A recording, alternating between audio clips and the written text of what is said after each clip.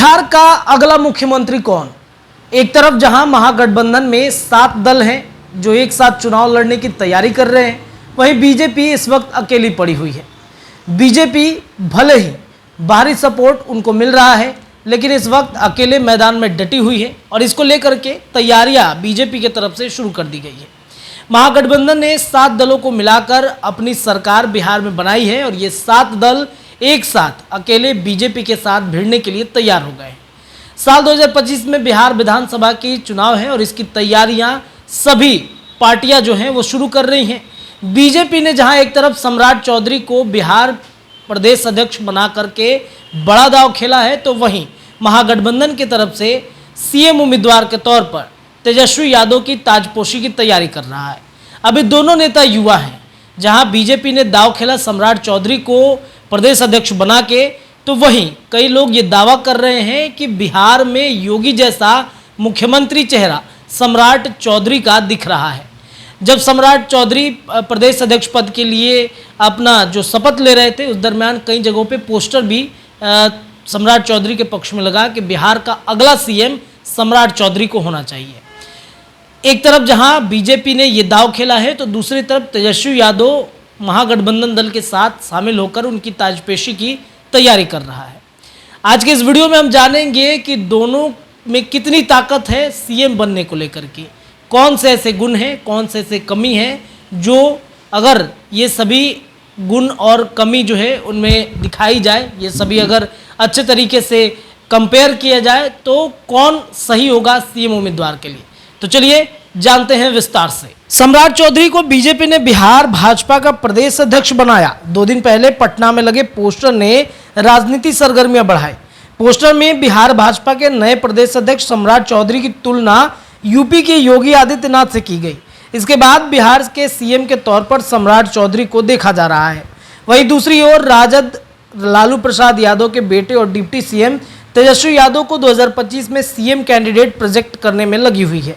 सम्राट चौधरी के बीजेपी बिहार के प्रदेश अध्यक्ष बनाए जाने के बाद से पब्लिक डोमेन में इसकी चर्चा सबसे तेज है कि बीजेपी ने उप मुख्यमंत्री तेजस्वी यादव के सामने एक तेज तर्रार युवा नेता को खड़ा कर दिया है। सम्राट चौधरी आरजेडी में रहे और जदयू में भी, इसके बाद वे बीजेपी में हैं। इस इतिहास के बावजूद बीजेपी ने सम्राट चौधरी को बिहार बीजेपी का सबसे बड़ा पद दिया।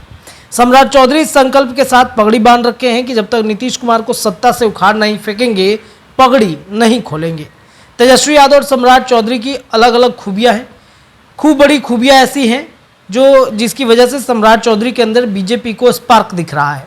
हालांकि किसी नेता की तुलना में किसी दूसरे नेता से नहीं की जा सकती, सबकी अपनी अपनी खूबियां होती है, लेकिन जनता भी आखिरकार वोट देते समय इसे तय करती है कि विभिन्न मापदंडों के आधार पर किसे वोट देना चाहिए। चलिए इन दोनों नेताओं की छवि और ताकत के बारे में बात कर लेते हैं। तेजस्वी यादव पर लालू प्रसाद यादव की छाया जिस तरीके से है, उस तरह सम्राट चौधरी पर शकुनी चौधरी की नहीं है। आरजेडी के सुप्रीमो लालू प्रसाद यादव हैं, जबकि बीजेपी के सुप्रीमो शकुनी चौधरी नहीं, नरेंद्र मोदी और जेपी नड्डा है। तेजस्वी पर आरोप आय से अधिक संपत्ति का है और वे सीबीआई सहित ईडी जैसी संस्थाओं से घिरे हुए हैं। सम्राट चौधरी पर कोई ऐसा आरोप नहीं है। तेजस्वी की परेशानी भविष्य में और बढ़ सकती है। तेजस्वी मुखर नेता हैं, लेकिन सम्राट चौधरी कई बार दिखा चुके हैं कि अधिक मुखर हैं। एक बार तो तत्कालीन विधानसभा अध्यक्ष से सम्राट चौधरी ने कहा था कि ऐसे सदन नहीं चलेगा, अध्यक्ष महोदय व्याकुल नहीं होना है। हालांकि तब विजय सिन्हा अड़ गए थे और सम्राट चौधरी को माफी मांगनी पड़ी थी। हाल के समय में जब मुख्यमंत्री नीतीश कुमार ने सदन में सम्राट चौधरी को कहा कि वे तो कई पार्टियों से होकर बीजेपी में आए, तब सम्राट चौधरी ने नीतीश को करारा जवाब दिया था। तेजस्वी और सम्राट चौधरी दोनों संकल्प लेने वाले नेता हैं। 24 मार्च 2021 को जब बिहार विधानसभा में आरजेडी के कई विधायकों की पिटाई के साथ ही महिला विधायक के साथ दुर्व्यवहार किया गया, तब तेजस्वी यादव ने संकल्प लिया था कि सरकार जब तक दोषियों पर कार्रवाई नहीं करती वे सदन नहीं जाएंगे।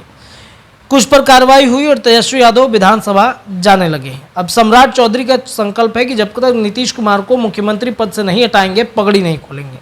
तेजस्वी यादव से बात करना थोड़ा मुश्किल है, लेकिन सम्राट चौधरी वैसे नेताओं में से हैं जो तत्काल फोन उठाते हैं और बात करते हैं। यहाँ सम्राट चौधरी की छवि तेजस्वी पे भारी पड़ सकती है। तेजस्वी के पास यादव जाति का बहुलक है, जबकि सम्राट के पास कुशवाहा जाति का है। बिहार में यादव वोट बैंक है 14% है, जबकि कोयरी कुर्मी का 8% है।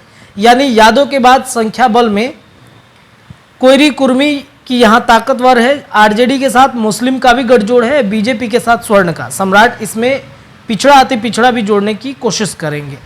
तो इस तरीके से अब देखने वाली बात यह है कि दोनों किस तरीके से अपना छवि जनता के बीच में बना सकते हैं।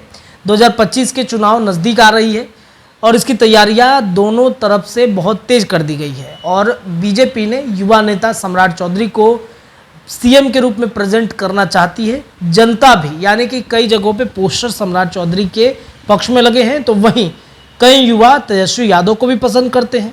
हालांकि वोट में क्या होता है ये तो देखने वाली बात होगी। 2025 अभी 1 साल है और 1 साल में बहुत कुछ बदलेगा, बहुत सारी चीज़ें राजनीति में नहीं आएंगी। जो भी अपडेट होगा लगातार हम आपको देते रहेंगे। फिलहाल के लिए इतना ही। जुड़े रहिए द बिहार टॉप के साथ। बहुत बहुत धन्यवाद।